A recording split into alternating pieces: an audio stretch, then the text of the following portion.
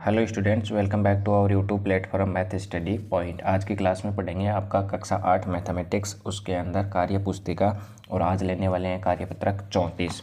माध्यम की बात की जाए तो ये एक मध्यम प्रकार का क्या है, कार्यपत्रक है। दक्षता, ज्यामितीय आकृतियों का क्षेत्रफल ज्ञात करने की समझ को विकसित करना।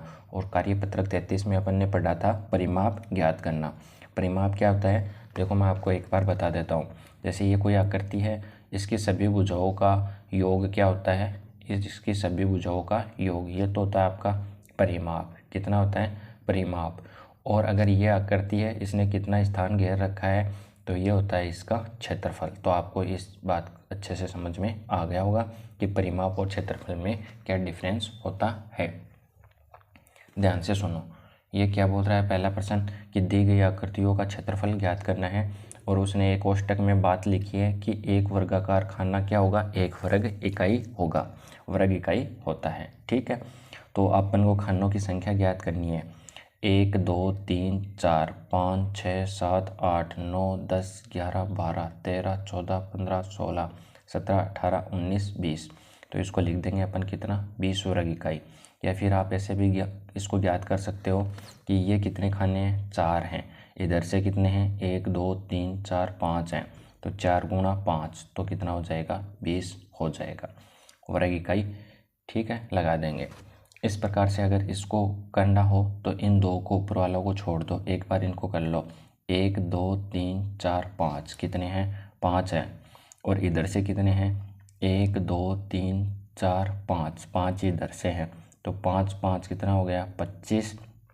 और 2 ये हो गए, तो 25 में 2 जोड़ोगे तो कितना आ जाएगा, 27 आ जाएगा। वैसे गिने तो 1 2 3 4 5 6 7 8 9 10 11 12 13 14 15 16 17 18 19 20 21 22 23 24 25 26 27। तो ये रिजल्ट कितना हो जाएगा, 27 वर्ग सेंटीमीटर हो जाएगा। अब इनको गिन लो, 1 2 3 4 5, 5 ही ये हैं तो 10 11 12 13। तो ये कितना रिजल्ट हो जाएगा, 13 वर्ग इकाई हो जाएगा। तो आई थिंक आपको पहला प्रश्न समझ में आ गया होगा। अब पढ़ते हैं क्वेश्चन नंबर 2। तो ध्यान से सुनेंगे आप। ये बोल रहा है कि निम्नलिखित आकृतियों का क्षेत्रफल ज्ञात कीजिए और बताइए कि किस आकृति का क्षेत्रफल सबसे अधिक है। तो एक खाना बराबर क्या होगा, 1 वर्ग इकाई होने वाला है। तो अपन देख लेंगे, गिन लेंगे इनको। 1 2 3 4 5 6, 6 ये है, 6 ये हैं। तो कितने हो गए, 6 कम 6, 6 दूनी 12, 6 3 18, 18 फिर 19 20। तो इसका क्षेत्रफल कितना हो जाएगा, 20 हो जाएगा। 20 अगर सेंटीमीटर है तो सेंटीमीटर, मीटर है तो मीटर। इसका ज्ञात करें तो 1 2 3 4 5 6 7 8 9 10 11 12 13 14 15 16 17 18 19 20 21। तो इसका क्या हो जाएगा, 21। वर्ग इकाई भी लगानी जरूरी है, बट इसमें दे नहीं रखा। इसको करें तो 1 2 3 4 5 6 7 8 9 10 11 12 13 14 15 16। तो इसका कितना आ जाएगा रिजल्ट, 16। फिर आगे चलो आप, ये कितना है, देखो 1 2 3 4, और इधर से कितना है, 1 2 3 4, 4 चौक 16, 16 में से 1 कम कर दो तो कितना आ जाएगा, 15 आ जाएगा। इसने पूछा है कि सबसे अधिक क्षेत्रफल वाली आकृति कौन सी थी, तो ख थी। कौन सी थी, ख, जो कितना वर्ग क्षेत्रफल है इसका, 21 है। तो आपको ये प्रश्न अच्छे से समझ में आ गया होगा। प्रश्न नंबर 3 पढ़ते हैं। दी गई आकृतियों में किस आकृति का क्षेत्रफल सबसे कम है और कितना है। तो देखो इसका त्रिभुज का कितना होने वाला है, 1 2 3 4 5 6, फिर इन दोनों को जोड़ोगे आप तो 7, फिर ये कितना हो गया, 8। तो इसका कितना आ गया, 8 आ गया। इसका 1 2 3 4 5 6 7 8 9, इसका कितना रिजल्ट है, 9 है। इसका देखें तो 1 2 3 4 5 6 7, ये 7 के समथिंग है। 1 2 3 4 5, 5 गुना 3 तो 15 हो जाएगा। इसका कितना आ गया अपने पास रिजल्ट, 15 आ गया। तो इसने पूछा है कि सबसे कम किसका है, तो किसका है, ग का है। कितना है, ग का, ग है ये। और कितना है, ये 7 के समथिंग है, लगभग कितना है 7, तो अपन लिख देंगे लगभग 7 है। किसका, ग का सबसे कम है, क्योंकि इसका 8 हो गया, इसका 9 था, इसका 15 है। और आपसे पूछ लेता कि सबसे ज़्यादा किसका है, तो ग का होता और वो 15 होता। तो ये बात भी आपको अच्छे से समझ में आ गई होगी। अब पढ़ते हैं प्रश्न नंबर 4। देखो प्रश्न नंबर 4 में अपन से क्या पूछा गया है। ये बोल रहा है कि निम्न आकृतियों का क्षेत्रफल ज्ञात कीजिए और उसे अवरोही क्रम में लिखिए। एक होता है आरोही क्रम, देखो 2 होते हैं, इनमें आपको मैं बता देता हूँ क्या डिफरेंस होता है। एक होता है आरोही क्रम, एक होता है अवरोही क्रम। तो इसमें क्या लिखते हैं, छोटी से बड़ी की तरफ, छोटी से बड़ी की तरफ जाते हैं, और इसमें क्या होता है, बड़े वाले मान से छोटे वाले मान की तरफ आते हैं।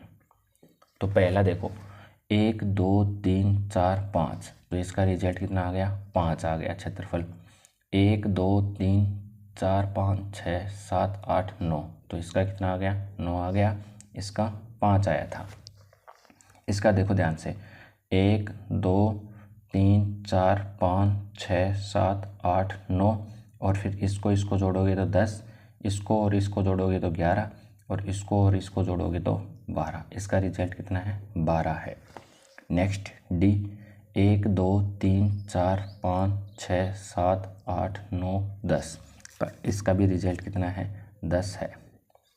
नेक्स्ट ई 1 2 3 4 5 6 7 8 9 10, तो इसको भी अपन क्या लिखेंगे, 10। ये देखो थोड़ा सा आपको आगे दिखाई दे रहा है, बट ये इधर से भी थोड़ा आगे है, तो इसका भी रिजल्ट क्या होगा, 10 ही होगा। ध्यान से सुनो, एफ आकृति में 1 2 3 4 5 6 7 8 9 10 11 12 13 14, फिर इन दोनों को जोड़ेंगे तो 15, इसको जोड़ेंगे 16, इसको और इसको जोड़ेंगे तो 17, तो इसका रिजल्ट कितना है, 17 है। तो अपन को अवरोही क्रम लिखना है, यानी कि बड़े से छोटा लिखना है। तो सबसे पहले कौन आएगा, तो एफ आएगा। कौन आएगा सबसे पहले, एफ। फिर इससे छोटा कौन आएगा, सी आएगा। कौन आएगा, सी आएगा। फिर इसके बाद में ये दोनों हैं, तो आप इसको ऐसे लिख सकते हो कि डी या फिर ई दोनों आएंगे। फिर उनसे छोटा कौन आएगा, बी आएगा, और फिर सबसे छोटा कौन आएगा, ए आएगा।